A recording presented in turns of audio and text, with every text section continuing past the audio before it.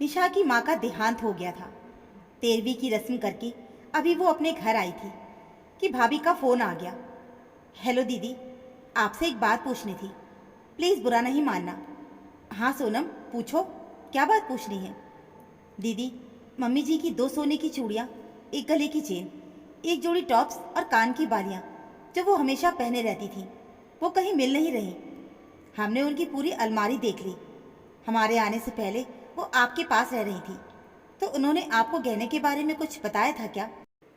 सोनम, आखिरी बार मेरे पास जब वो रहने आई थी तो उन्होंने कोई जेवर नहीं पहना हुआ था।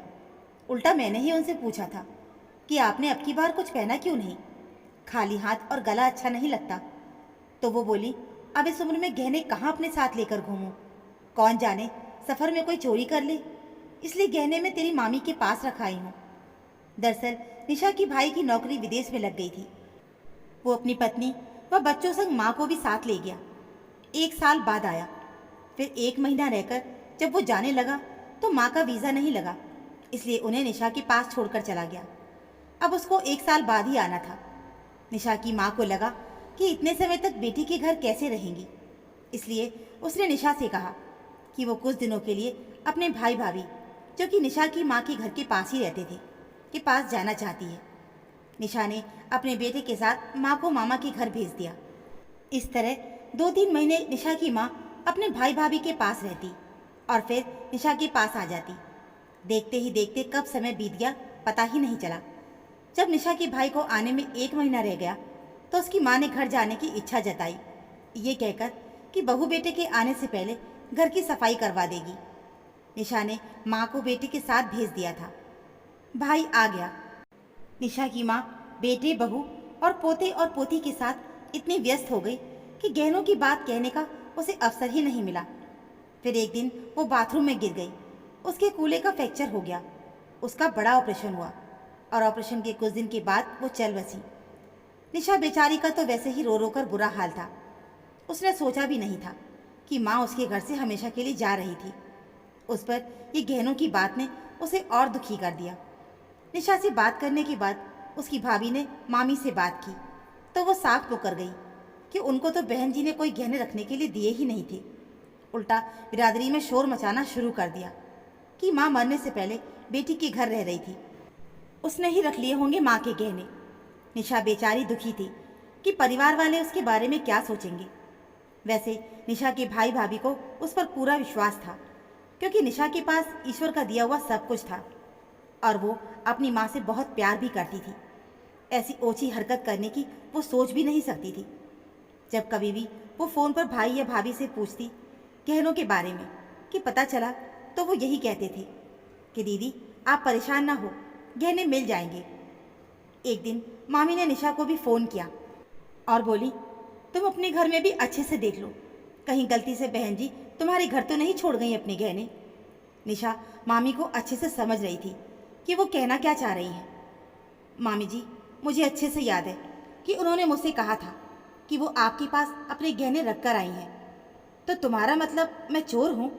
मैंने तुम्हारी माँ के गहने रख लिए हैं? मामी, मैं ये कब कह रही हूँ कि आप चोर हैं? मैंने तो बस जो माँ ने कहा वही आपसे बोला। निशा की बात सुनकर मामी ने गुस्से से फ़ोन रख दिया और उसकी भाभी के घर वो लड़ने पहुँच गई। भलाई का तो जमाना ही नहीं रहा। सोनम, एक तो तुम्हारी सास को मैंने अपने घर में रखा और तुम्हारी ननद मुझ पे ही शक कर रही है कि मैंने उसकी माँ के गहने चुराए हैं। मैं भला किसी के गहने क्यों चुराऊंगी? मामी ने चिल्ला चिल्ला कर पूरा मोहल्ला इकट्ठा कर लिया। मामी की बहू को ये सब देखकर बहुत बुरा लग रहा था, क्योंकि एक तो वो निशा के परिवार से बहुत स्नेह करती थी। उसे मालूम था कि बहुत ही नेक लोग हैं। दूसरा, वो सच जानती थी कि गहने उसकी सासू माँ के पास ही हैं। उसने खुद निशा की माँ को अपनी सास को वो गहने देते हुए देखा था। उन्होंने भी यही कहा था कि जब वो निशा के घर से लौट कर आएंगी तब वो गहने ले लेंगी। उसने अपनी सास को आज सबक सिखाने की ठान ली थी। वो भी निशा की भाभी के घर पहुंच गई और सास से बोली, माँ जी, आप क्यों हंगामा मचा रही हो? सबको सच क्यों नहीं बता देती कि बुआ जी के गहने आपने अपने लॉकर में छुपा रखी है?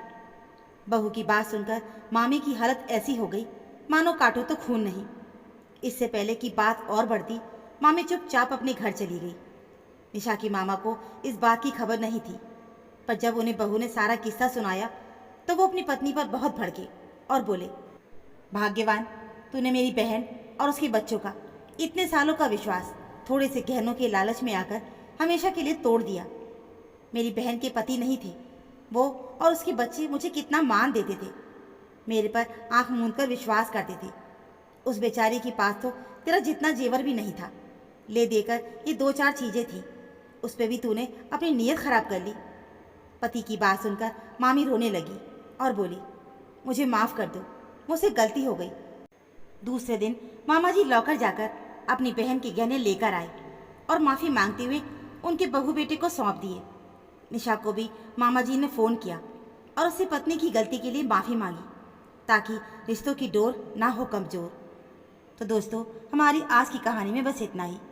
उम्मीद है आपको हमारी ये कहानी ज़रूर पसंद आई होगी। कहानी अच्छी लगी हो तो प्लीज़ वीडियो को लाइक और चैनल को सब्सक्राइब ज़रूर कर लीजिएगा।